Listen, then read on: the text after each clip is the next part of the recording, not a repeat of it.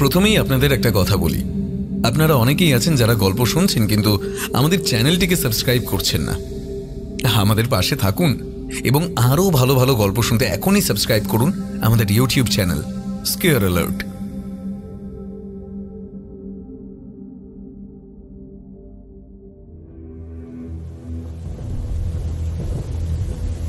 আস্তে আস্তে কুসুম উঠে দাঁড়িয়ে দরজা দিয়ে বেরোতে চায়। এমন সময় পেছন দিক থেকে মাথায় কেউ একটা জোরে আঘাত করে, সঙ্গে সঙ্গে কুসুম লুটিয়ে পড়ে। দেখতে পায় প্রতীকের হাতে একটা পেতলের ফুলদানি, তা থেকে টপ টপ করে রক্ত পড়ছে। বাইরে তখন জোরে জোরে বৃষ্টি হচ্ছে। গভীর রাত, কেউ শুনতে পায়নি। ঝুপঝুপ করে কোদাল দিয়ে মাটি কোপানোর আওয়াজ হচ্ছে। প্রতীক আর অরুণা দেবী মিলে দুটো লাশ মাটির মধ্যে পুঁতে দেয়। অরুণা দেবী আর প্রতীক খেয়াল করেনি তখনও কুসুমের হালকা হালকা নিঃশ্বাস পড়ছিল।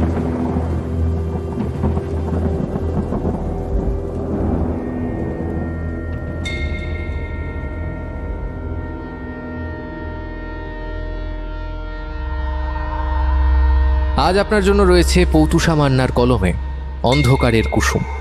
শুনতে থাকুন আজকের গল্প।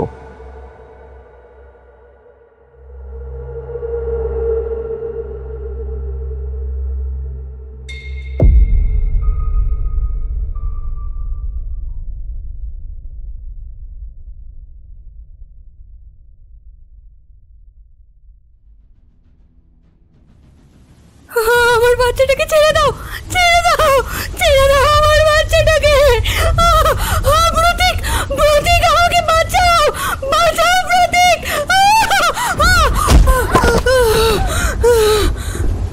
কুসুমের মাথায় জোরে আঘাত করে পেছন দিক থেকে।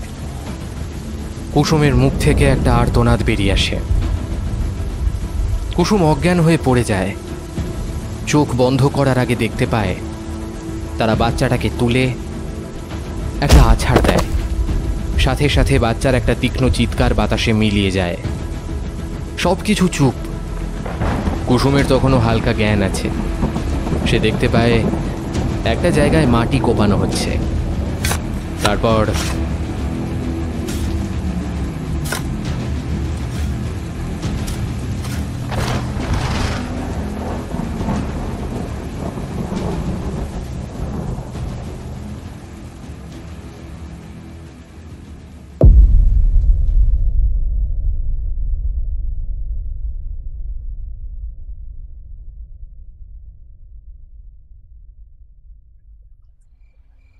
নদীর ধারে নির্জনে বসে আছে এক তরুণ আর এক তরুণী, একে অপরের হাত শক্ত করে ধরে। নদীর ধারে সন্ধ্যায় কি সুন্দর এক শান্ত বাতাস দুজনের গায়ে লাগছে। সারাদিনের ক্লান্তি ভুলিয়ে দিচ্ছে সেই শীতল ঠান্ডা বাতাস। কতক্ষণ যে চুপ করে থেকে তরুণী বলল, তোমার মা আমায় মেনে নেবে তো? মা আমাকে বড্ড ভালোবাসে। আমার যা যা দরকার আমার মা হাতের কাছে এনে দিয়েছে। কখনো কোনো ব্যাপারে না করেনি। এই ব্যাপারে তো করবেই না। মা জানে আমি তোমাকে ভালোবাসি। নির্জনে একটু সময় কাটিয়ে তরুণ মানে প্রতীক কুসুমকে বাড়ি দিয়ে আসে। ফেরার পথে প্রতীক ভাবতে থাকে মায়ের কথা। মায়ের সব ভালো, কিন্তু নিচু জাতের কাউকে মা পছন্দ করে না। বাড়ির সামনে চলে আসে, কলিং বেল বাজায়। কলিং বেলের শব্দে মা বেরিয়ে আসে। প্রতীকের মা অরুণা দেবী বলেন, কিরে বাবু, আসতে এত দেরি হলো? কোথাও গেছিলিস? মা, তোমাকে একটা কথা বলার আছে। বল, কি বলবি? মা, তুমি তো জানো আমি কুসুমকে খুব ভালোবাসি, কিন্তু একটা ব্যাপার তো তুমি জানো না মা। কি ব্যাপারে? জানি না তো, বল। মা, কুসুম হচ্ছে খুব নিচু বংশের মেয়ে। ওর বাবা পেশায় একজন মেথর। কিন্তু মা, কুসুম পড়ালেখায় খুব ভালো। গরিব ঘরের মেয়ে, খুব সহজ সরল, কোনো লোভ নেই। অরুণা দেবী ছেলের কথা শুনে অবাক হয়ে যায়। না বাবু, আমি কোনো নিচু বংশের মেয়ে এনে আমাদের বংশের মান কমাতে পারবো না। এ ব্যাপারে কিন্তু আর একটাও কথা হবে না। মা, আমি ওকে ছাড়া আর কাউকে বিয়ে করব না। তুমি ওকে মেনে নাও। প্রতীকের জেদের কাছে অরুণা দেবী মাথা নত করে। মনে মনে অরুণা দেবী একদম সহ্য করতে পারে না কুসুমকে। দেখ বাবু, ছোট করে একটা অনুষ্ঠান হবে, আত্মীয় স্বজনদের বেকার আমি বলবো না, এত টাকা খরচা করে তো কোনো লাভ নেই। মা, আমার বিয়ে বলে কথা, এত ছোট করে করবে? এই ব্যাপারে যদি আমি আর কোনো কথা শুনি, আমি কিন্তু তোর বিয়েতে থাকবোই না, আর কোনো কথা হবে না। না মা, আমার বিয়েতে তুমি থাকবে না এটা হতে পারে না। তুমি যা বলবে তাই হবে। আর শোন, বিয়ের পর কলকাতায় যে প্রজেক্টটা হাতে পেয়েছিস, সেই প্রজেক্টটার জন্য চলে যাবি। তোকে আমার এক বন্ধুর মেয়ে সাহায্য করবে। বিয়ের পরেই যেতে হবে মা? এখন তো আর তুমি একা নাও, বিয়ে করে বউ আনবে, তোমাকে তো তোমার কেরিয়ারটা নিয়ে ভাবতে হবে। অরুণা দেবীর মনের ভেতরে কিছু একটা চলতে থাকে। আস্তে আস্তে বিয়ের দিন চলে আসে। অবশেষে বিয়ে হয় কুসুম আর প্রতীকের। কুসুম তার মা বাবাকে ছেড়ে আসার সময় খুব কান্নাকাটি করে। প্রতীকের হাত ধরে কুসুমের বাবা বলেছিল, বাবা, আমি আমার শরীরের হৃৎপিণ্ডটা তোমাকে সঁপে দিলাম। তুমি একটু খেয়াল রেখো বাবা, কোনো কিছুর জন্য আমার মেয়ের চোখের জল না পড়ে। আমার মেয়েকে আমি কখনো কাঁদতে দিইনি। ভালো থেকো বাবা, ভালো থেকো, খুব ভালো থেকো দুজনে। বাবা, আমাদের সামর্থ্য তো তুমি জানোই। আমাদের যদি কোনো ভুল ত্রুটি হয়ে থাকে তাহলে ক্ষমা করে দিও। শ্বশুরবাড়িতে ঢোকার দিন প্রতীকের মা অরুণা দেবী কুসুমকে বরণ করেন না। অসুস্থতার বাহানা দেখায়। প্রতিবেশী কোনো বৌদি কুসুমকে বরণ করে। মনে মনে ভাবে থাকেন তা কিভাবে ঘর থেকে বার করবেন। কুসুমের বৌভাতের অনুষ্ঠান খুব ছোট করে হয়। বৌভাতের দিন রাতে। কুসুম, আমার মায়ের সাথে একটু মানিয়ে নিও। জানোই তো আমার মা ছাড়া আর কেউ নেই। মায়ের কোনো ব্যবহারে কিছু মনে করো না। ভালোই করেছেন, শুধু শুধু এত টাকা খরচা করে তো কোনো লাভ নেই। কুসুমের মায়া ভরা মুখের দিকে তাকিয়ে প্রতীক অনেকক্ষণ চুপ করে বসে থাকে। তারপর তারা তাদের জীবনের প্রথম রাতের ঘনিষ্ঠ মুহূর্ত কাটায়। পরদিন সকালে কুসুমের ঘুম ভাঙে অরুণা দেবীর আওয়াজে। কুসুম, এই কুসুম, কুসুম, এই তাড়াতাড়ি ঘুম থেকে ওঠো। এই স্নান করে রান্নাঘরে ঢুকে আমার জন্য একটু চা করে দাও। তোমার কিন্তু আজকে এই বাড়িতে প্রথম রান্না, সব রান্না তোমাকেই কিন্তু করতে হবে। উঠে পড়ো। শাশুড়ি মায়ের আওয়াজে কুসুম উঠে পড়ে। সে রান্নাঘরে যায়। প্রথমে ব্রেকফাস্টের জোগাড় করে। ব্রেকফাস্টে আজকে লুচি আর আলুর দম করবে। কুসুম শাশুড়ি মায়ের কথা মতো সব কাজ করে। প্রতীক ব্রেকফাস্ট মিলে বসে দেখে লুচি আর আলুর দম, পায়েস হয়েছে। তিনজনে একসাথে খেতে বসতে যাবে এমন সময় অরুণা দেবী বলেন, এই মেয়ে, এখানে না, যাও নিচে বসে খাও। আমার সাথে বসে খাবার তোমার কোনো যোগ্যতাই নেই। আমি একটা মেথরের মেয়ের সাথে বসে খেতে পারবো না। অরুণা দেবীর এই ব্যবহারে প্রতীক কুসুম দুজনেই খুব অবাক হয়ে যায়। প্রতীক কিছু বলতে যাবে, কুসুম তাকে বারণ করে চোখের ইশারায়। কুসুম খাবার নিয়ে রান্নাঘরে চলে যায়, কিন্তু সে ভীষণ অবাক হয়ে যায় অরুণা দেবীর এই ব্যবহারে। কুসুমের খাওয়া গলা দিয়ে নামে না। সে সেখানে পাথরের মতো দাঁড়িয়ে থাকে। মা, তুমি এটা ঠিক করছো না। ও এই বাড়ির বউ, ওকে মানিয়ে নাও। এখনো তুমি কি সব জাতপাত নিয়ে পড়ে আছো? এটা ভালো দেখায় না মা। হ্যাঁ রে বাবু, তুই এখন একটু বেশি বউ বউ করছিস না? দেখ, আমার কোনো কিছুতেই আপত্তি নেই, তবে ও ম্যাথর পরিবারের মেয়ে। বাবা মা তো বিয়েতে কিছুই দিতে পারেনি। লোককে বলতে আমার না ভীষণ লজ্জা করে রে। বাবা মা নাকি একটা মেথর। পৃথিবীতে এত মেয়ে থাকতে তোকে সে একটা মেথরের মেয়েকেই পছন্দ করতে হলো। রাতের বেলা প্রতীক আর কুসুম যখন ঘরের ভেতরে, তখন কুসুম প্রতীককে বলে, তুমি তো বলেছিলে তোমার মায়ের কোনো আপত্তি নেই, তাহলে এখন উনি কেন আমার সাথে এই ব্যবহার করছেন? দ্বিতীয় দিনই যদি এই ব্যবহার হয় তাহলে পরে কি হবে? প্রতীক কুসুমকে একটু কাছে টেনে নেয়, কপালে স্নেহের চুম্বন করে বলে, এই মায়ের ব্যবহারে তোমার রাগ হয়েছে? মন খারাপ করেছো? এমনিতে জানো তো খুব ভালো মানুষ মা, কিন্তু নিচু জাত একদম সহ্য করতে পারে না। একটু সময় দাও প্লিজ, দেখবে সব ঠিক হয়ে যাবে। প্রতীক কুসুমকে প্রতি রাতেই মন খারাপ করতে বলে না। এদিকে অরুণা দেবীর দিন দিন অত্যাচার বাড়তে থাকে। কথায় কথায় অরুণা দেবী বুঝিয়ে দেয় সে এক ম্যাথর পরিবারের মেয়ে, তাই তার এই বাড়িতে থাকতে হলে চাকরের মতো থাকতে হবে। প্রতীক বিয়ের পর 1 সপ্তাহের মধ্যে চলে যায় কলকাতায় প্রজেক্টের কাজে। তারপর থেকে সপ্তাহে 1 দিন করে বাড়ি আসে। একদিন সকালবেলা কাজ করতে করতে কুসুম মাথা ঘুরে পড়ে যায়। ডাক্তার ডাকা হয়। প্রতীক এইসব শুনে ছুটে আসে। আরে, এ তো ভালো খবর। আপনি বাবা হতে চলেছেন। অরুণা দেবী, আপনি ঠাকুমা হতে চলেছেন। নিন, এবার মিষ্টি মুখ করান। কেউ লক্ষ্য করে না অরুণা দেবীর মুখ ফ্যাকাশে হয়ে গেছে।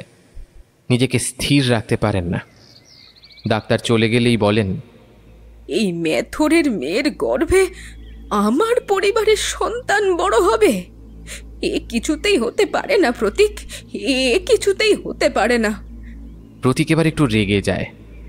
অনেক দিন থেকেই সে নিজেকে আর কুসুমকে বোঝাচ্ছে মা ঠিকই বুঝতে পারবে, কিন্তু দিন দিন মায়ের ব্যবহার আর নেওয়া যাচ্ছে না। তাই সে একটু জোর গলায় প্রতিবাদ করে। মা, অনেক দিন হলো, আর ভালো লাগছে না আমার। তুমি যদি কুসুমকে না মানিয়ে নিতে পারো আমাকে বলো, আমি আজই ঘর ছেড়ে বেরিয়ে যাব কুসুমকে নিয়ে। কুসুমের গর্ভে আমার সন্তান আছে মা, এটা তুমি কি করে ভুলে যাচ্ছ? এ বংশেরই সন্তান সে, আর তুমি জাতপাত নিয়ে পড়ে আছো এখনো। দিন যুগ কত পাল্টেছে জানো? আর ভালো লাগে না প্রত্যেক দিন এই এক জিনিস নিয়ে অশান্তি। কুসুম, তুমি ব্যাগ গোছাতে শুরু করো। আজকেই বাড়ি ছেড়ে চলে যাব আমরা অন্য কোনো জায়গায়। অরুণা দেবী এবার চুপ করে যান। তিনি আর কিছু বলেন না। ছেলে তাকে ছেড়ে চলে যাবে এটা শুনে তিনি অনেকটাই ভয় পেয়ে যান। তিনি মনে মনে ঠিক করেন আর কুসুমের সাথে অতটা খারাপ ব্যবহার করবেন না।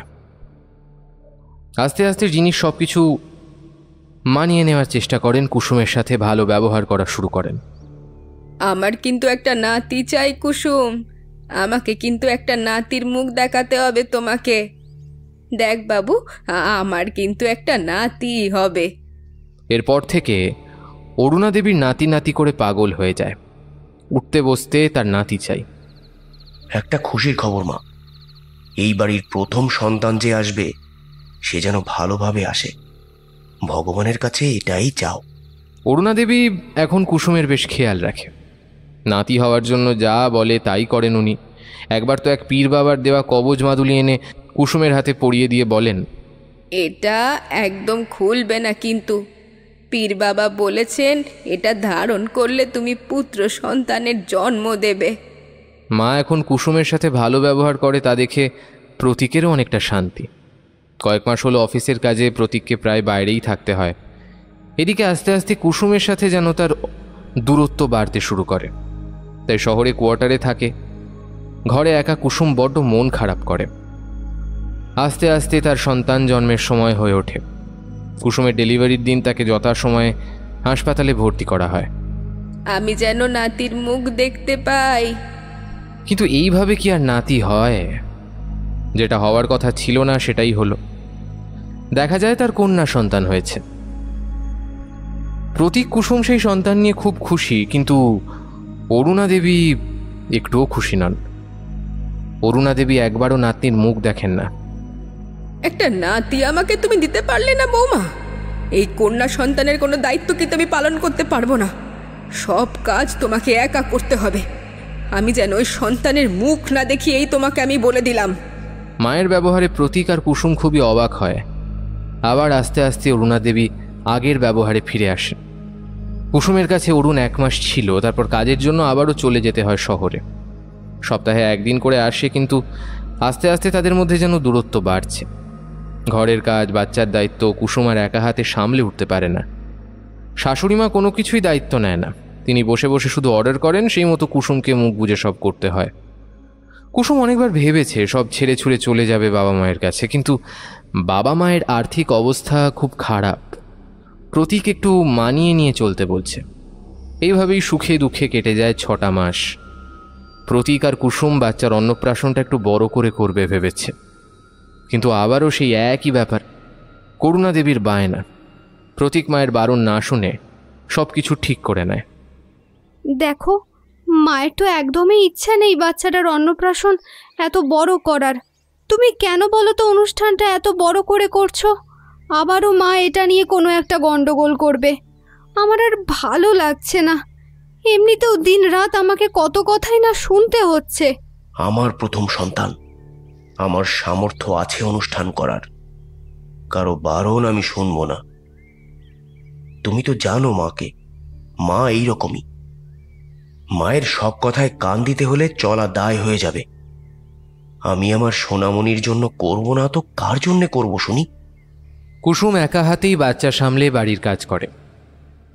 বাচ্চাকে একদিন ঘরে রেখে দিয়ে সে একটু বেরিয়েছিল, আর সেদিনই ঘটে যায় এক দুর্ঘটনা। সেই দিন অসাবধানতাবশত বাচ্চাটা সিঁড়ি দিয়ে গড়িয়ে পড়ে যায়। মাথা ফেটে গলগল করে রক্ত বেরোতে থাকে। হাসপাতালে নিয়ে যেতে যেতে বাচ্চাটার মৃত্যু হয়। এক আনন্দের বাড়ি যেন হঠাৎ করে শোকের বাড়িতে পরিণত হয়। হ্যাঁ রে মেয়ে, তোর কি কোনো আক্কেল জ্ঞান নেই নাকি? ছোট একটা বাচ্চাকে ছাদে ছেড়ে রেখে নিচে নেমে গেছিস। কি সর্বনাশটাই না হয়ে গেল। বলেছিলাম না বাবু, এ মেয়ে একদম ভালো নয়। নিজের মেয়েকে তো খেয়েছে, তোকে আমার থেকে একেবারে দূরে করে দিল একদম। এই বলে অরুণা দেবী কাঁদতে থাকে। প্রতীক দুঃখে কিছু বলতে পারে না, আর কুসুম তো শোকে পাথর হয়ে গেছে। খুব খারাপ অবস্থার মধ্যে দিয়ে কুসুম কটা দিন পার করে, আর অরুণা দেবী দিনরাত কুসুমকে এই ব্যাপারে দোষারোপ করতে থাকে। প্রতীকও যেমন কেন চুপচাপ হয়ে গেছে, মায়ের ব্যবহারের কোনো প্রতিবাদ করে না। আর কুসুম অনেকবারই প্রতীককে বলেছে, তুমি আমার কথা কেন বিশ্বাস করছো না? তোমার কি মনে হয় আমি ওই ছোট্ট বাচ্চাটাকে ছাদে রেখে একা একা বেরিয়ে যাব? এটা কি সম্ভব? আমি তো সোনাকে ঘরের মেঝেতে রেখে কপাট আটকে নিচে এসেছিলাম। বাচ্চাটা ছাদ থেকে গড়িয়ে পড়বে কিভাবে? তাহলে তুমি কি বলতে চাইছো? তাহলে তুমি কি বলতে চাইছো কুসুম? আমি তোমার বাচ্চাকে ছাদে ছেড়ে দিয়ে এসেছি? দেখ বাবা দেখ, তোকে আমার থেকে দূরে করে ওর শান্তি হয়নি। এবার আমাকে তোর মেয়ের খুনি বলতে চাইছে। বলেছিলাম না এই ছোট বংশের মেয়েকে বিয়ে করিস না। শুনলি না, তুই আমার কথা শুনলি না। আমার ভালো লাগে না এই বাড়িতে থাকতে। অসহ্য হয়ে উঠছে সব দিন দিন। আমি এখন কাজে যেতে পারলেই বাঁচি। এতদিন ধরে হয়ে আসা ঝামেলা আস্তে আস্তে প্রতীকের কাছে এক বিরক্তিকর পরিস্থিতির সৃষ্টি করেছে। তার উপর তার প্রথম সন্তানের মৃত্যু। কুসুমের উপর সে যথেষ্ট রেগে আছে ব্যাপারটা নিয়ে। ও ভাবছে রীতিমতো এটা কুসুমেরই দোষ। পরের দিন সকালবেলায় প্রতীক কাজে চলে যায়। কুসুম চুপচাপ ঘরের এক কোণে দাঁড়িয়ে থাকে। অরুণা দেবী নিজের মনেই গজগজ করতে থাকে, আমার সোনার সংসারে এক অলক্ষ্মীর নজর পড়েছে। এই অলক্ষ্মীর নজর আমাকে সরাতে হবে। এই অলক্ষ্মীকে আমাকে বিদায় করতেই হবে। এরপর থেকে অরুণা দেবী এক তান্ত্রিক বাবার কাছে যাওয়া শুরু করে জানতে চাইছিলেন এবার নাতির মুখ দেখতে। বল মা, কি চাস তুই? কেনই বা এসেছিস তুই আমার কাছে? আমার বয়স হয়েছে বাবা। ছেলে আমার অমতে বিয়ে করে যা হওয়ার হয়ে গেছে। এবার আমি একটু ঘরে শান্তি চাই। আমি চাই আমার ছেলের আবার বিয়ে দিতে, আর এবার আমি একটা নাতির মুখ দেখতে চাই। তান্ত্রিক বাবা অরুণা দেবীকে কী সব ওষুধ দেয় আর বলে দেয়, আচ্ছা শোন মা, এই ওষুধগুলো প্রত্যেক দিন রাতে খাওয়াস।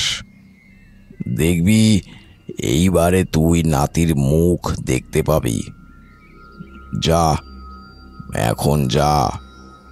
তান্ত্রিক বাবা যা ওষুধ দেয় তা প্রত্যেক দিন নিয়ম করে অরুণা দেবী তার বৌমাকে খাওয়ানো শুরু করে। প্রতীক এখন খুব কমই বাড়ি আসে। বাড়ি এলেও সে বেশি মেলামেশা করে না কারোর সাথে, চুপচাপ থাকে। কুসুম প্রতীকের মধ্যে বিরাট একটা পরিবর্তন লক্ষ্য করেছে, কিন্তু সে কিছুই বলতে পারছে না। বললেও আবার সেই ঝগড়াঝাঁটি, অশান্তি। কুসুম যেন কতটা অগোছালো, পাগলের মতো থাকছে। আস্তে আস্তে প্রতীকের ব্যবহারটা কুসুমের প্রতি খুব খারাপ হয়ে যাচ্ছে। ধুর, আমার এখন বাড়িতে আসতেই ইচ্ছা করে না। অফিসের কোয়ার্টারটাই ভালো। তুমি এখন এত এলোমেলোভাবে থাকো কেন? আর আমার থাকা না থাকা কি আর যায় আসে বলো? এখন তো ঘরের কাজও কিছু করে না, সারাটা দিন শুধু শুয়ে পড়ে থাকে। তাতেও নাকি শরীর খারাপ সারাদিন শুধু। শরীর খারাপ না কাজ না করার বাহানা, আমি কিন্তু সবই বুঝি।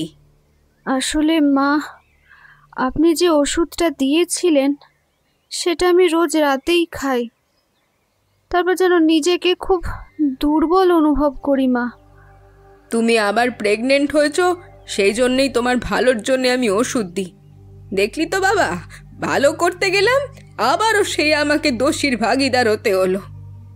কুসুম কদিন আগেই জানতে পেরেছে সে আবারও প্রেগনেন্ট। কুসুম এবার অনেকটাই সাবধানে থাকে, চেষ্টা করে সব কিছু মানিয়ে নেয়ার। মাঝে মাঝে ভগবানের কাছে প্রার্থনাও করে যেন তার একটা ছেলে সন্তান হয়, তাহলে যাই হোক শাশুড়ি মায়ের হাত থেকে কিছুটা নিস্তার পাবে। এদিকে প্রতীক যেন একদম কুসুমের কোনো খোঁজ খবর রাখে না।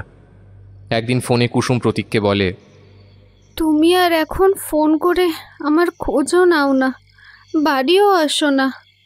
এক বিরাট পরিবর্তন লক্ষ্য করছি। দিন দিন আমি অসুস্থ হয়ে পড়ছি। আমার মন বলছে মা আমাকে কোনো খারাপ জিনিস খাওয়াচ্ছে। তোমার লজ্জা শরম নেই? আমার মা তোমার ভালোর জন্য তোমার দিনরাত সেবা করছে। আমি তো নিজের চোখে দেখলাম, ভালো ভালো খাবার রেঁধে খাওয়াচ্ছে। আর তুমি আমার মাকেই দোষ দিচ্ছ। তোমাকে বিয়ে করাটাই আমার ভুল হয়েছে। বাড়ি আসলেই শুধু আমার মায়ের নামে কথা। আমার মা তোমার সাথে কি এমন খারাপ ব্যবহার করেছে শুনি? ভুল তো কিছু বলেনি। কি মেথরের মেয়ে বলেছে? তাছাড়া আমি নিজের চোখে দেখেছি মা তোমার এখন কত যত্ন নেয়। তুমি অনেক পাল্টে গেছো প্রতীক। এ প্রতীককে আমি চিনি না। আগে তবু মাকে তুমি একটু বোঝাতে, এখন মায়ের সাথে সাথে তুমিও। কি তুমিও? তোমার সত্যি তো বংশ পরিচয় মেথর। এটাতে আর কি ভুল আছে বলো তো? মা তোমাকে তার তান্ত্রিক বাবার কাছে নিয়ে যায়। তুমি বলেছো যেটা তোমার পছন্দ নয়। মা তোমাকে কি কোনো খারাপ কাজের জন্য নিয়ে যাচ্ছে? মায়ের কোনো স্বপ্নই তো তুমি পূরণ করতে পারোনি। যত সব আপদ আমার মাথায় উঠে এসেছে। ফোন রাখো, ছেলে একটা সন্তান দিয়ে দাও, তাহলেই আর মায়ের কাছ থেকে কোনো কথা শুনতে হবে না। ছেলে হওয়া কি আমার হাতে নাকি? হে তো দেখছি তুমি বড্ড মূর্খের মতো কথা বলছো। কি বললি? আমি মূর্খ? একই কাজের অবস্থা ভালো যাচ্ছে না শহরে, আমি কি কষ্ট করে রোজগার সেটা তুই বুঝিস? এই জন্যই আমার ঘরে আসতে ভালো লাগে না। ঘরে এলেই সর্বদা ঘ্যান ঘ্যান করতে থাকিস, ভালো লাগে না। অত সময় নেই আমার তোর সাথে কথা বলার মতো। ফোন রাখ। ফোন রাখার আগে কুসুম যেন শুনতে পায় একটা মেয়ের গলা। আরে তোমার জন্য কত সুন্দর রান্না করেছি দেখো, খাবে এসো, দেরি করো না প্লিজ সোনা। এই ঘটনা আর ঘটে গেছে 6 মাস হয়ে গেল। আজ সকালবেলা কুসুমকে ভর্তি করা হয়েছে হাসপাতালে। হাসপাতালের বাইরে অপেক্ষা করছে সবাই। এমন সময় নার্স খবর দিল, প্রতীক বাবু, আপনার একটা ফুটফুটে কন্যা সন্তান হয়েছে। এই কথা শুনে অরুণা দেবী সেখানে আর একটু থাকলেন না, বাড়ি চলে এলেন। প্রতীক রুমের ভেতরে ঢুকে নিজের বাচ্চাকে একবার কোলে নিলেন। সত্যিই দেখতে ভীষণ সুন্দর হয়েছে। কি গো, মা এলো না? এবারেও কন্যা সন্তান হলো। মা এবারের ছেলে চেয়েছিল। বাড়িতে চলো, তোমার সাথে কথা আছে। ওদিকে প্রতীকের ফোনে স্নেহা ফোন করছে। শুনলাম তোমার আবারও নাকি কন্যা সন্তান হয়েছে। তুমি আমাকে বলে গেছিলে যে তুমি নাকি 2 দিনের মধ্যে ফিরে আসবে। তা 4 দিন হয়ে গেল, তোমার কি আমার কথা একটুও মনে পড়ে না? কেন মনে পড়বে না? খুব মিস করছি তোমাকে। আমি খুব তাড়াতাড়ি তোমার কাছে যাব। না প্রতীক, এবার এলে আমাকে বিয়ে করতে হবে, নয়তো আমাকে ভুলে যাও। আমি এই শহর ছেড়ে চলে যাব, তোমার সামনে আর আসবো না। বলো, আমাকে বিয়ে করবে তো? বলো না। কিছুদিন পর কুসুম শ্বশুর বাড়িতে আসে, ফুটফুটে একটা কন্যা সন্তান সঙ্গে নিয়ে। বাড়িতে ঢুকতেই যাবে তখনই আমি বলেছিলাম না এবারে আমার নাতি চাই। বেরিয়ে যাও, বেরিয়ে যাও আমার ঘর থেকে। এই মেয়ে আমার ঘরের কেউ না। কি বলছেন মা? এটা আপনারই বংশের সন্তান। এত ছোট বাচ্চাকে নিয়ে আমি কোথায় যাব? আমার প্রথম থেকেই তোমাকে একদম পছন্দ ছিল না। আমি আমার বাবুর আবার বিয়ে দেব। কি বলছেন মা? আপনার লজ্জা করে না? তার একটা মেয়ে বউ থাকতে আপনি আবারও তার বিয়ে দেওয়ার কথা বলছেন? কি গো প্রতীক, তুমি কিছু শুনে প্রতিবাদ করছো না? আমি কি বলবো? প্রথম সন্তান কন্যা হওয়ার জন্য আমি ভীষণই খুশি হয়েছিলাম, কিন্তু তোমার দোষেই সে মারা গেছে। এবারে আমার মা চেয়েছিল একটা পুত্র সন্তান, তুমি সেই কথাও রাখতে পারোনি। আমার কিছু বলার মুখ আছে? দিন দিন তুমিও যেন অসুস্থ হয়ে হয়ে কেমন হয়ে গেছো। তোমার দিকে তাকাতেও এখন আমার ঘৃণা হয়। আপনারা কি দুজনেই পাগল হলেন? প্রতীক, তুমি কি কিছু বোঝো না? ছেলে মেয়ে হওয়া পুরোটাই নির্ভর করে ছেলের ওপরে। সেটা কি তুমি পড়োনি, নাকি না পড়েই পাশ করেছো? এতই যখন অসুবিধা ছিল তুমি আমাকে বিয়ে করে এনেছিলে কেন? বিয়ের 3 বছরের মাথায় এত পরিবর্তন তোমার? আর মা, আপনি তো একজন মেয়ে হয়ে এরকম কথা বলছেন। আপনি আমাকে এক তান্ত্রিক বাবার কাছে নিয়ে যেতেন, তার দেওয়া ওষুধ খাওয়াতেন। তাহলে আমার কেন কোনো ছেলে সন্তান হলো না? জবাব দিন। আমি তো আমার এখানে কোনো দোষই দেখতে পাচ্ছি না। আর অসুস্থ, সেটা তান্ত্রিক বাবার ওষুধ খেয়ে আমি অসুস্থ হয়েছি। বলো না, নতুন কোনো মেয়ে পছন্দ হয়েছে তোমার, তাকে এবার বিয়ে করবে বলে, তার সাথে থাকবে বলে তোমার মনটা খুবই উতলা। তাই আমাকে আর পছন্দ হচ্ছে না। এই স্পষ্ট কথাটা মুখের ওপর স্পষ্ট বলতে পারছো না তুমি? প্রতীক, আমি ভেবেছিলাম তুমি বুঝি পাল্টে যাবে। কয়েকদিন ধরেই লক্ষ্য করছি প্রতিদিন রাতে চুপি চুপি উঠে গিয়ে ছাদে কারোর সাথে কথা বলছো। তোমার হোয়াটসঅ্যাপ চেক করেছি আমি, সেখানে কোনো মেয়ের সাথে তোমার অন্তরঙ্গে কাটানোর মুহূর্তগুলোর ভিডিও ছবি আমি সব দেখেছি। তোমাকে ফোন করলে পাশ থেকে একটা মেয়ের শব্দ শুনতে পাই। একটা অজুহাত দেখিয়ে আমাকে এতটা অপমান করা তোমার ঠিক হলো না। বন্দুকটা ঠিক আমার দিকেই রাখলে। হ্যাঁ প্রতীক, কি বলতে চাও তুমি? চুপি চুপি মানে? তুমি তোমার অফিসের এক কলিগের সাথেই পরকীয়া চালাচ্ছ, রাত কাটাচ্ছ। সবই আমি বুঝতে পেরেছি, কিন্তু ভেবেছিলাম আমার ডেলিভারির পর এই ব্যাপার নিয়ে কথা বলবো। কিন্তু ঘরে ঢুকেই যা শুনতে পাচ্ছি তাতে তো মনে হচ্ছে মায়ের সাথে মিলে সেই কলিগের সাথে বিয়ের কথা প্রায় ঠিকই করে ফেলেছো তুমি। তুমি তুমি একটা বেঈমান, অপদার্থ, প্রতারক। তোমার মতো জোচ্চোরকে আমার বিয়ে করাটাই ঠিক হয়নি।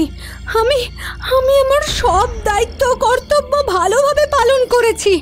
ভেবেছি একদিন সব ঠিক হয়ে যাবে। তুমি পরকীয়া করেছো, তুমি একটা জোচ্চোর, প্রতারক। তোমার মা এই ব্যাপারটাকে সাপোর্ট করে। তোমার মাও কম যায় না, শুধু বাইরে থেকেই বড় মানুষ, ভেতর থেকে একদম জঘন্য, নোংরা, কুৎসিত মনের অধিকারী মহিলা। আমি আজকে বাড়ি থেকে চলে যাচ্ছি। তোমার মুখোশ আমি আদালতে টেনে খুলে ফেলবো, আর আমার ওপর হওয়া অত্যাচারের বদলা আমি আদালতেই নেব।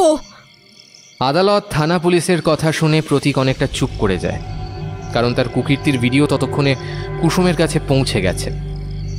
কুসুমকে সে ঠান্ডা করার চেষ্টা করে, কুসুমের বাচ্চাটাকে কোলে নিয়ে কুসুমকে মানানোর চেষ্টা করে, কিন্তু এমন সময় অরুণা দেবী কুসুমকে আর মেনে নিতে পারে না। এতদিনের পরিশ্রম বিফলে যাবে, তাই তিনি বললেন, কি বললি? মেতরের মেয়ে হয়ে এত বড় বড় কথা? শয়তানি অলক্ষী কোথাকার, তুই শালা মর। এই বলে তিনি কুসুমকে খুব জোরে ধাক্কা মারেন। টেবিলের কোণে খুব জোরে কুসুমের মাথাটা গিয়ে লাগে, সেখান থেকে রক্ত বেরোতে থাকে। কুসুম দেখতে পায় প্রতীকের কোল থেকে ছোট্ট বাচ্চাটাকে জোর করে নিয়ে অরুণা দেবী এক আছাড় মারেন। কুসুম বিভৎসভাবে চিৎকার করে ওঠে, না, না, না, তোমাদের কাউকে আমি ছাড়বো না। আস্তে আস্তে কুসুম উঠে দাঁড়িয়ে দরজা দিয়ে বেরোতে চায়। এমন সময় পেছন দিক থেকে মাথায় কেউ একটা জোরে আঘাত করে, সঙ্গে সঙ্গে কুসুম লুটিয়ে পড়ে।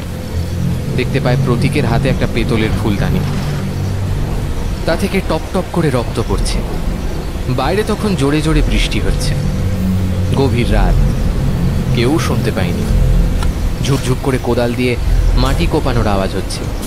প্রতীক আর অরুণা দেবী মিলে দুটো লাশ মাটির মধ্যে পুঁতে দেয়। অরুণা দেবী আর প্রতীক খেয়াল করেনি তখনও কুসুমের হালকা হালকা নিঃশ্বাস পড়ছিল।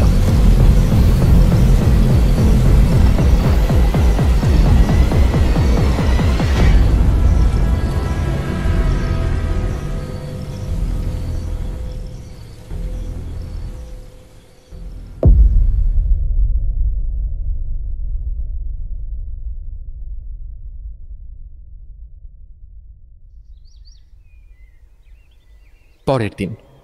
কি গো দিদি, হঠাৎ করে এখানে মন্দির করছো? সন্তান হয়েছে বাড়িতে, তাই একটু খুশির জন্য মন্দির করছি।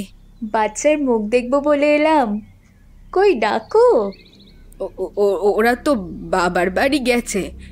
মেয়েদের এই সময়টা একটু বাবা মায়ের কাছে থাকা উচিত। এখন অনেক কাজ করতে হয় না, তাই। ওইদিকে প্রতীক সেই রাতেই ফোন করে কুসুমের বাবাকে বলে দিয়েছে, কুসুম আজকে আপনাদের বাড়িতে যাবে বলে ওকে গাড়িতে তুলে দিয়েছি। আপনার বাড়ি অবধি গাড়ি চলে যাবে, কটা দিন আপনার ওখানেই থাক, তারপর আমি নিজে গিয়ে নিয়ে আসব। ঠিক আছে বাবা, ঠিক আছে। সারা রাত কুসুমের অপেক্ষা করে বাবা মা, কিন্তু কুসুম আর আসে না। তাই কুসুমের বাবা জামাইকে ফোন করে। আমি তো ওকে প্রাইভেট গাড়িতে তুলে দিলাম, আপনার ঠিকানাটাও বলে দিলাম। তাহলে কুসুম অন্য কোথাও চলে যায়নি তো? ততক্ষণে বাড়িতে ঘটা ঘটনার যাতে না কোনো চিহ্ন থাকে তার সব ব্যবস্থা করে ফেলেছে দুজনে। অরুণা দেবীর ঘরে আশেপাশে কোনো ঘর ছিল না, তাই কেউ তেমন একটা খোঁজ খবরও রাখত না। 3 দিনের মাথায় তাদের মন্দির করা হয়ে যায়। সেই জায়গায় একটা ঠাকুর এনে প্রতিষ্ঠাও করা হয়ে যায়। থানা পুলিশ করা হয়েছে, কিন্তু এমনভাবে পুরো ঘটনাটা সাজিয়েছিল পুলিশ কিছুই কুলকিনারা পায়নি। পুলিশকে প্রতীক বলে যে তাকে প্রাইভেট কারে তুলে দিয়েছে।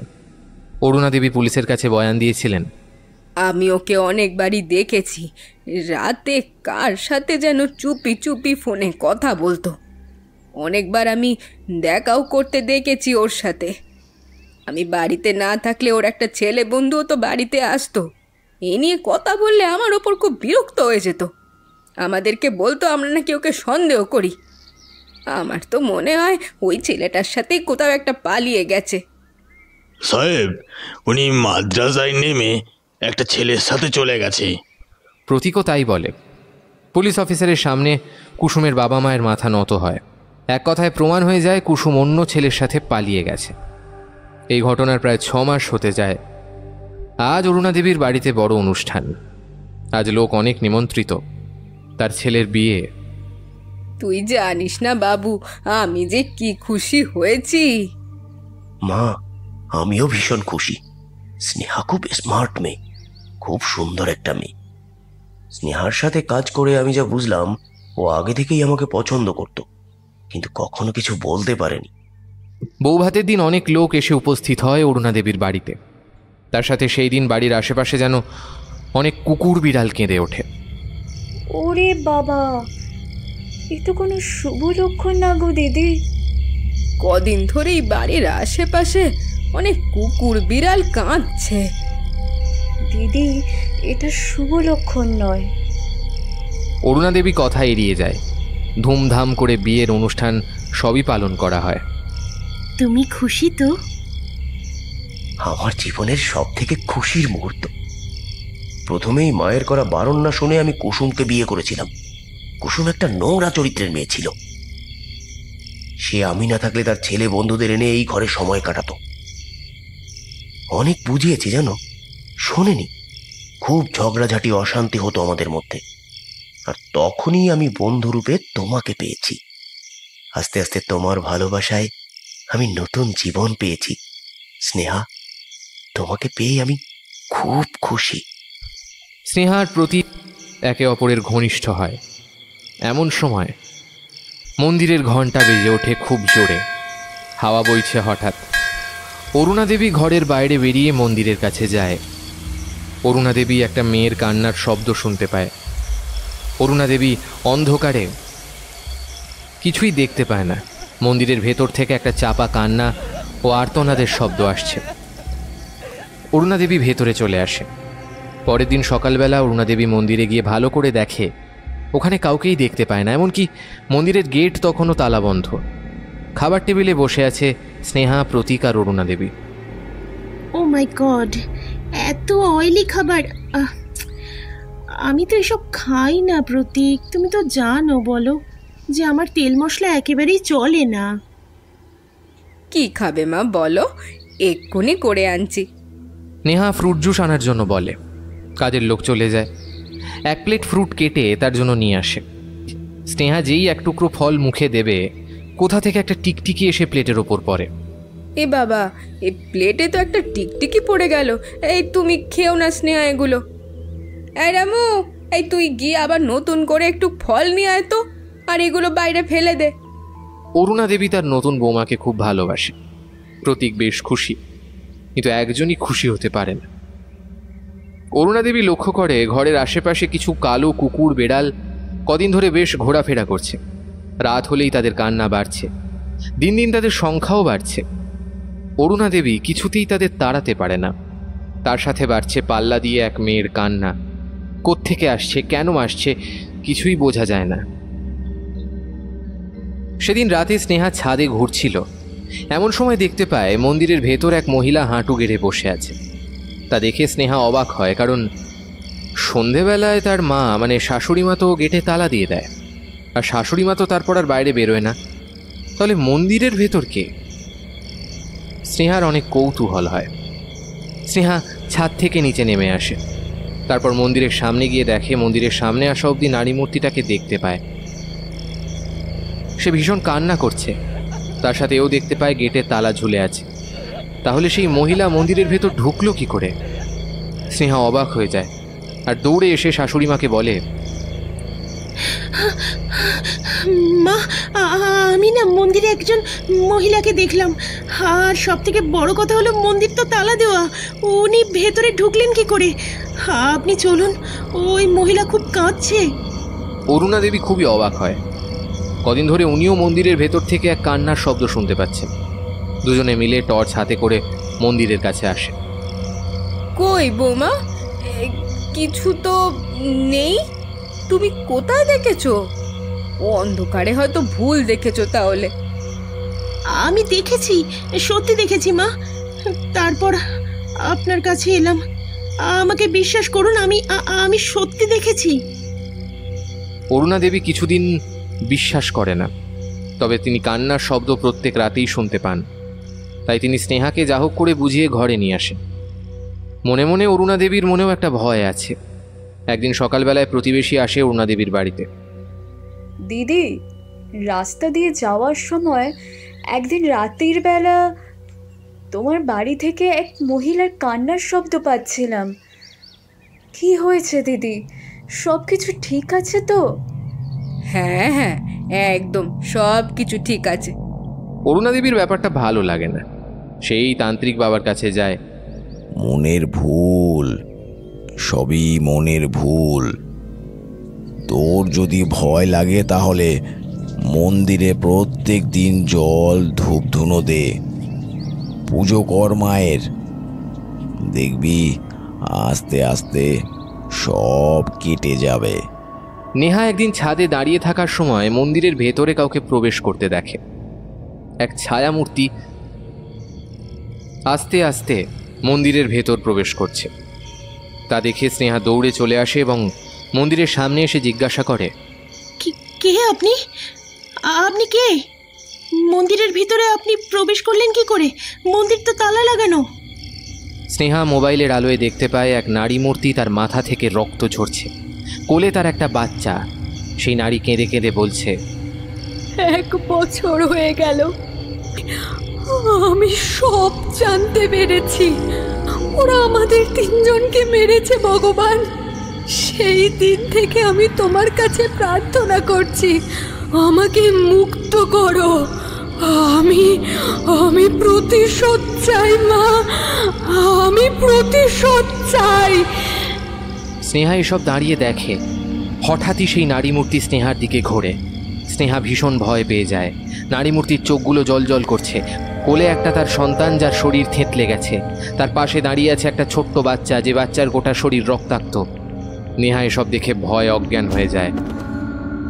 রাতের বেলা প্রতীক কাজ সেরে যখন ফেরে, তখন দেখে স্নেহা মন্দিরের সামনে অজ্ঞান হয়ে আছে। সে স্নেহাকে ধরে রুমে নিয়ে আসে। অরুণা দেবীও পাশে বসে আছে, স্নেহার মাথায় আদর করে দিচ্ছে। কিছুক্ষণ পর স্নেহার জ্ঞান ফেরে। আমি এখানে কি করে? আমি তো মন্দিরের সামনে ছিলাম, আর মন্দিরের ভেতরে ওরা কি ছিল? অরুণা দেবী আর প্রতীক একে অপরের দিকে তাকায়। স্নেহাকে শান্ত করে ঘুম পাড়িয়ে অরুণা দেবী বলে, কদিন ধরে আমি একটা মেয়ের কান্নার আওয়াজ পাচ্ছি। ব্যাপারটা খুব খারাপ দিকে যাচ্ছে। ওরা আবার ফিরে আসেনি তো? মা, তুমি যে কি ভাবো? কুসুম মারা গেছে 1 বছর হয়ে গেছে, আর এখন নাকি সে আবার ফিরে এসেছে। যত সব আজগুবি কথা। বাড়ির আশেপাশে কুকুর বিড়াল ঘোরাঘুরি করে, তারাই কাঁদছে। আর সেই সব শুনে তোমরা এই সব ভাবছো। মন্দিরের গেটের ভেতর দিয়ে হয়তো কুকুর বিড়াল ঢুকে গেছিল, তা দেখে অন্ধকারে স্নেহা ভয় পেয়ে গেছে। তুমি কি মা স্নেহার কথা এরকম ভাবছো? যত সব। হ্যাঁ, একটা জিনিস লক্ষ্য করেছিস বাবু? কুসুম মারা যাওয়ার পর থেকেই কুকুর বিড়াল বেশি করে আরো কাঁদছে। আর মন্দিরটা হওয়ার পর থেকে আমি প্রত্যেক রাতে ওই মহিলার কান্না শুনি। কই, আমি তো কিছু শুনিনি মা। তুমি ভুল ভাবছো মা, ওটা কুকুর বিড়াল কাঁদছে। যাও গিয়ে শুয়ে পড়ো। প্রতীক শুয়ে পড়ে। নেহা রাতের বেলা আবারও শুনতে পায়, আবারও সেই কান্না। স্নেহা আস্তে আস্তে বিছানা ছেড়ে উঠে জানলা দিয়ে দেখে মন্দিরের বাইরে একটা বাচ্চা মেয়ে। তার দিকে তাকিয়ে আছে সেই বাচ্চা মেয়েটা, যাকে সে মন্দিরের ভেতর দেখেছিল। এবার তারা মন্দিরের বাইরে। স্নেহা ভয়ে বিছানায় এসে চোখ বন্ধ করে শুয়ে পড়ে। পরের দিন সকালবেলা আজব এক ঘটনা ঘটে। মন্দিরের মূর্তি চুরি হয়ে গেছে। স্নেহা ঠিকই দেখেছিল, ও কাউকে দেখেছিল মন্দিরের মূর্তি চুরি করতে এসেছিল। এত দামি কোষ্ঠী পাথরের মূর্তিটা চুরি হয়ে গেল? না, এবার ভালো করে পাঁচিল দিয়ে দিতে হবে চারিদিকটায়। তোমরা ভুল ভাবছো, আমি কোনো লোককে দেখিনি। আমি একজন মহিলা আর 2টো বাচ্চা মেয়েকে দেখেছি। স্নেহার মুখ থেকেই কথাগুলো শুনে দুজনেই ভয় পেয়ে যায়। তখনই অরুণা দেবী ঠিক করে তান্ত্রিক বাবার কাছে যাবে। বেরোতে যাবে অরুণা দেবী আর তার ছেলে। তখনই হঠাৎ করে কালো মেঘ ঘনিয়ে বৃষ্টি শুরু হয়। তারা বেরোতে পারে না এত বৃষ্টির মধ্যে। মা, এত বৃষ্টির মধ্যে কোথায় যাবেন? আর এত তাড়াহুড়োই বা কেন করছেন? মা, তুমি থাকো, আমি না হয় যাই। আরে এত বৃষ্টির মধ্যে কোথাও যেতে হবে না, ঘরে থাকো তো। স্নেহা অনেক বারণ করে, প্রতীক না শুনে বৃষ্টির মধ্যে বেরিয়ে যায়। কিছুক্ষণ পর প্রতীক আস্তে আস্তে বাড়ি ফিরে আসে। কিরে প্রতীক, বাড়ি ফিরে এলি যে বাবা? মা, বাড়ির বাইরে এক অদৃশ্য পাঁচিল হয়ে গেছে, যেটা ভেদ করে আর বেরোতে পারছি না। কি সব পাগলের মতো বকছিস? আমি ঠিকই বলছি মা। গাড়ি বার করে যখন বড় রাস্তায় উঠলাম, তারপরেই সঙ্গে সঙ্গে আমি নিজেকে আবার ওই মন্দিরের কাছেই পেলাম। এরকম 15-16 বার হয়েছে মা। আমি কিছুতেই বড় রাস্তায় যেতে পারছি না। কি যাতা বলছিস? এরকম আবার হয় নাকি? ভয় দেখাচ্ছিস আমাকে? তোকে যেতে হবে না, আমি যাচ্ছি। অরুণা দেবী নিজে বেরোয় ছাতা মাথায় দিয়ে, হেঁটে বড় রাস্তায় পা দেওয়ার সাথে সাথে নিজেকে আবারও সেই মন্দিরের সামনে দেখতে পায়। এইরকমভাবে অরুণা দেবী 5 থেকে 6 বার হওয়ার পর ঘরের ভেতরে এসে হন্তদন্ত হয়ে ঢুকে কপাট লাগিয়ে দেয়। বাবা, এটা কি হচ্ছে বলো তো? আমি কিছুতেই কেন বাড়ির বাইরে যেতে পারছি না। এমন সময় 2টো বাচ্চার হাসির শব্দ শোনা যায়। এই হাসির শব্দ 3জনই শুনতে পায়। 3জন ভয় পেয়ে যায়। প্রতীক, বাচ্চার গলা এখানে কি করে? কি হচ্ছে এইসব প্রতীক? আমি তো কিছুই বুঝতে পারছি না। হঠাৎ করে তিনজনই দেখে তাদের বসার ঘরের সোফায় এক মহিলা বসে, যে তার বাচ্চাকে দুধ খাওয়াচ্ছে আর কান্না থামাচ্ছে, আর এক 6-7 মাসের বাচ্চা হামাগুড়ি দিয়ে ঘুরে বেড়াচ্ছে। প্রতীক ভয় বলে, মা, মা, এ তো কুসুম। মা, আমি সত্যি কিছু বুঝতে পারছি না। হঠাৎ করে এখানে একজন নারী আর দুটো বাচ্চা কি করে আসে? আরে এদেরই তো আমি মন্দিরে দেখেছিলাম। তোমাদের বারবার বলেছিলাম না, তোমরা কেউ বিশ্বাস করোনি। এরা কে? প্রতীক, এরা কে? বিকেল হতে যায়, তখনও বৃষ্টি হচ্ছে। সবাই চুপচাপ ওইদিকে তাকিয়েই দাঁড়িয়ে আছে। বাচ্চাটাকে স্তনপান করানো শেষ হতে হতে আস্তে আস্তে কুসুম এগিয়ে আসে প্রতীকের দিকে। ভয়ঙ্কর ধরানো গলায় প্রতীকে বলে, কি গো প্রতীক, মনে পড়েছে আমাকে? আমি তোমার কুসুম, যাকে তুমি ভালোবেসে বিয়ে করে 1 বছরের মাথায় আবার স্নেহার সাথে পরকীয়া সম্পর্কে জড়িয়ে পড়েছিলে, মনে আছে আমায়?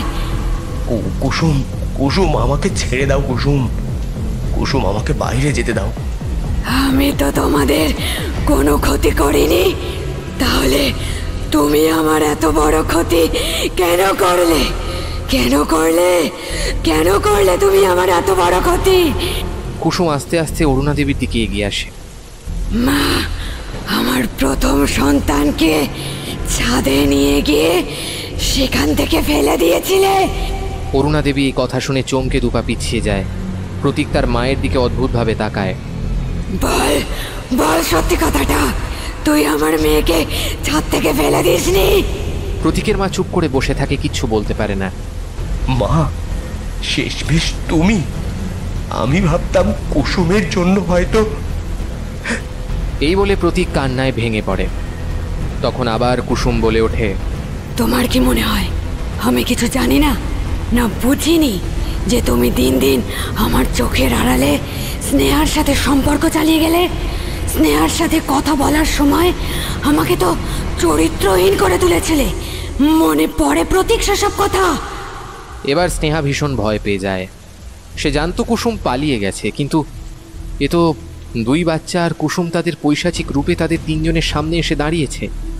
ততক্ষণে বুঝতে পেরে গেছে নেহা, কুসুম আর তার বাচ্চাগুলো এই জগতের বাসিন্দা নয়। প্রতীক, প্রতীক, এসব কি হচ্ছে? কুসুম, কুসুম, বিশ্বাস করো, আমি এ ব্যাপারে কিছুই জানতাম না। আমাকে প্রতীক যা বলেছে আমি সেটাই বিশ্বাস করেছি। বিশ্বাস করো। এবার কুসুম স্নেহার দিকে এগিয়ে এসে বলে, কেন স্নেহা, তুমি তো জানতে আমি প্রেগনেন্ট। তুমি একটা মেয়ে হয়ে একটা বিবাহিত পুরুষের সাথে এইভাবে মেলামেশা কেন করলে? তুমিও দোষী স্নেহা, অনেকটা দোষী। তুমি তো একবারও পারতে আমার সাথে কথা বলতে। তুমি পারতে একবার আমার সাথে কথা বলে সত্যিটা যাচাই করে নিতে, কিন্তু তা তুমি করলে কোথায় স্নেহা? স্নেহা আর কোনো কথা বলে না, চুপ করে যায়। আর প্রতীক, তোমাকে তো কিছুই বলবো না। তুমি তো আমার জীবনের প্রথম আর শেষ ভালোবাসা ছিলে। তোমার জন্য আমি আমার সব ত্যাগ করে এসেছিলাম, কিন্তু তুমি কিছুদিন পর তোমার আসল রূপ দেখিয়ে দিলে।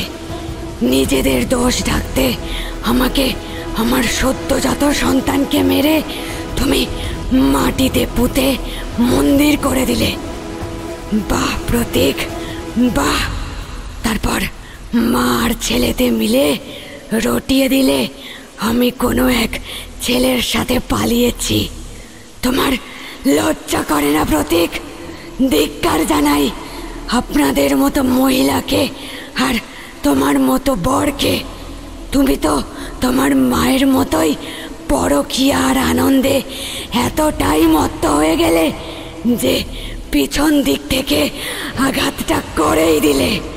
আমাদের মেরে তো বিয়ে করে বেশ ভালোই আছো, তবে কি জানো তো, আমাদের মতো অতৃপ্ত আত্মাদেরও আর্তনাদ ভগবান শোনে। তোমাদের এবার কেউ রক্ষা করতে পারবে না। হঠাৎ করেই কুসুমের সেই চেহারা এক ভয়ঙ্কর রূপে পরিণত হলো। প্রথমে প্রতীকের ওপর ঝাঁপিয়ে পড়ে তার মাথায় সেই পেতলের মুখ ফুলদানি দিয়ে জোরে জোরে এক আঘাত করল। শাশুড়ি মা নিজের ছেলের কাছে এলে কুসুমের বড় মেয়ে হামাগুড়ি দিয়ে এসে ঠাকুমার কোলে ওঠে। ঠাকুমাকে জোরে জোরে কামড়াতে লাগলো। কুসুমের শাশুড়ি ততক্ষণে চিৎকার করছে, কিন্তু সেই শিশুটি অদ্ভুত এক আনন্দে মেতে উঠেছে, কামড়াচ্ছে আর খিলখিল করে হেসে উঠছে। এতদিন পর সে তার মৃত্যুর প্রতিশোধ নিচ্ছে।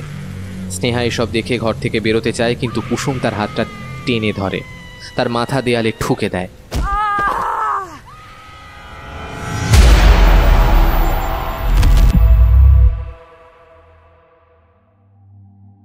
কদিন পর পাড়ার লোকেরা দেখে স্নেহা আর প্রতীক পাগল হয়ে রাস্তায় রাস্তায় ঘুরে বেড়াচ্ছে।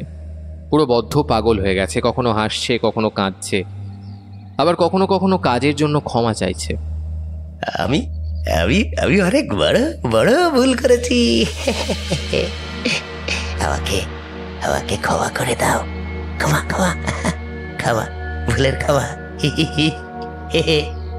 ক্ষমা চাই, ক্ষমা করে দাও।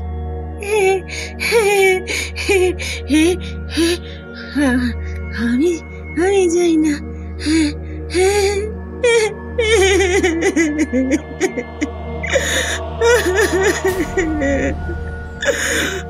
আমাদের ক্ষমা করে দাও, আমরা অনেক ভুল করেছি,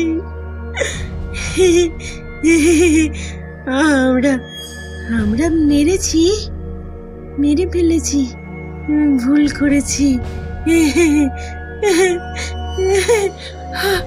আমাদের ক্ষমা করো, ক্ষমা। প্রতিবেশীদের দরুন প্রতীক আর স্নেহার মেন্টাল অ্যাসাইলামে ভর্তি হয়, কিন্তু প্রতীকের মায়ের কোনো খোঁজ পাওয়া যায়নি। তবে ওই বাড়ি থেকে মাঝে মধ্যে মধ্যরাতে একটা ছোট্ট বাচ্চার হাসির আওয়াজ শোনা যায়, আর একজন বয়স্কা বৃদ্ধা বলে ওঠে, ছেড়ে দে আমাকে, ছেড়ে দে, ছেড়ে দে আমাকে, আমাকে ছেড়ে দে, আমার ভীষণ যন্ত্রণা হচ্ছে, আমাকে মুক্তি দে, আমাকে মুক্তি দে।